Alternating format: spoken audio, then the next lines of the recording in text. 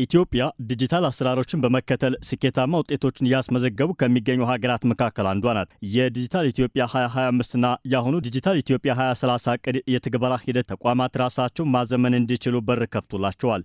ቴክኖሎጂን በመጠቀም አሰራራቸውን ዘመናዊና ቀላል እያደረጉ ከሚገኙ ተቋማት መካከል የኢትዮጵያ መገናኛ ብዙሃን ባለስልጣን አንዱ ነው። ባለስልጣኑ ከኢትዮጵያ አርቲፊሻል ኢንተለጀንስ ኢንስቲትዩት ጋር በመተባበር በሰው ሰራሽ አስተውሎት የታገዘ የተቀናጀ ሚዲያ ሬጉላቶሪና አስተዳደር ስርዓት በዛሬው ዕለት አስመርቋል። በስነ ስርዓቱ ላይ ንግግር ያደረጉት የኢትዮጵያ አርቲፊሻል ኢንተለጀንስ ኢንስቲትዩት ዋና ዳይሬክተር ወርቁ ጋቸና የሀገርን ገጽታ መገንባት የሚቻለው በመገናኛ ብዙሃን መሆኑን ገልጸው መረጃን በስርዓቱ መሰደር ይገባል ብለዋል።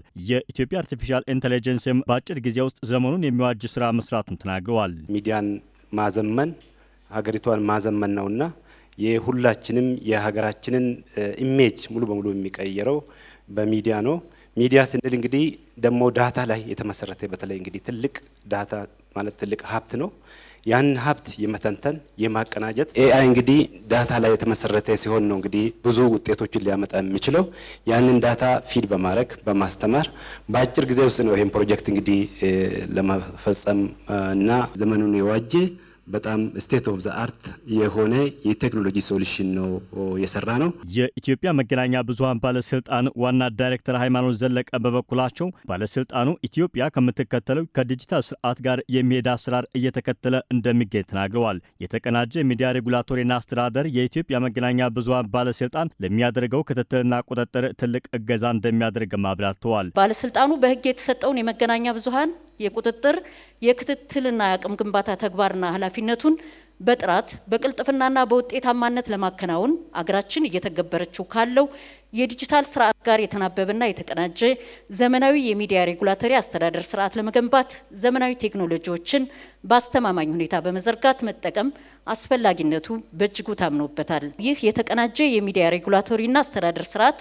በኢትዮጵያ ውስጥ በባለስልጣኑ ተመዝግበውና ፈቃድ ወስደው የሚንቀሳቀሱ የመገናኛ ብዙሃን ተቋማትን በሙሉ ፕሮፋይላቸውን ዲጂታላይዝ ለማድረግ የይዘት ክትትሉን በቴክኖሎጂ በታገዘ መንገድ ለማጠናከርና ሬጉሌት ለማድረግ የሚያስችል ነው። በዓለም አቀፍ ደረጃም ሆነ እንደ ሀገር አሳሳቢ እየሆነ የመጣውን የጥላቻ ንግግርና የሐሰተኛ መረጃ ስርጭት በሁሉም የዲጂታል ሚዲያ ፕላትፎርሞች በሰው ሰራሽ አስተውሎት በመታገዝ ለመቆጣጠርና ተጠያቂነትን ለማረጋገጥ የሚያስችል ፋይዳ ያለው የቴክኖሎጂ ስርዓት ነው። አዲሱ ሲስተም ዘርፉን በቴክኖሎጂ በማዘመን ቀልጣፋ አገልግሎት መስጠት እንደሚያስችል ገልጸዋል። ባለስልጣኑ በመረጃ ላይ የተመሰረተ ውሳኔ ለመስጠት ያግዘዋል ሲሉ ተናግረዋል። አጠቃላይ መረጃ መያዣን፣ የሚዲያ ሬጉላቶሪና አስተዳደር ስርዓትን እንዲሁም የሚዲያ ይዘት ክትትል፣ ጥቆማና ቅሬታ መቀበያዎችን የሚዲያ የደረጃ ስርዓትን አቀናጅቶ እንዲይዝ መደረጉ በዘርፉ እየተካሄደ ያለው የሬጉላቶሪ ስራ ከማኑዋል አሰራር ወጥቶ ዘመናዊና የተቀናጀ የሚዲያ ሬጉላቶሪ የአስተዳደር ስርዓት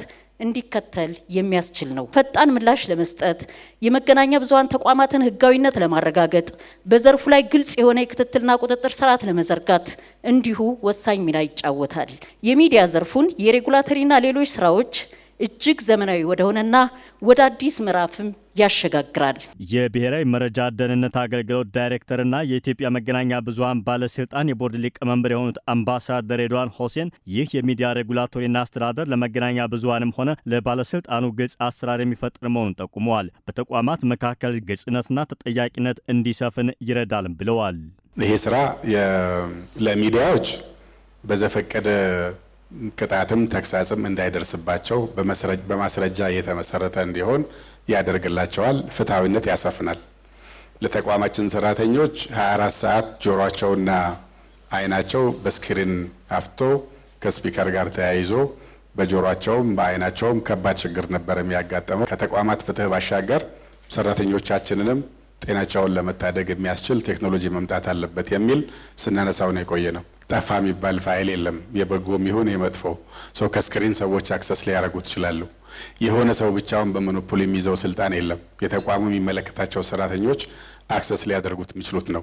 ግልጸኝነት ያሰፍናል፣ ተጠያቂነት ያሰፍናል፣ የዜጎችን ተሳትፎ ሙሉ ያደርጋል።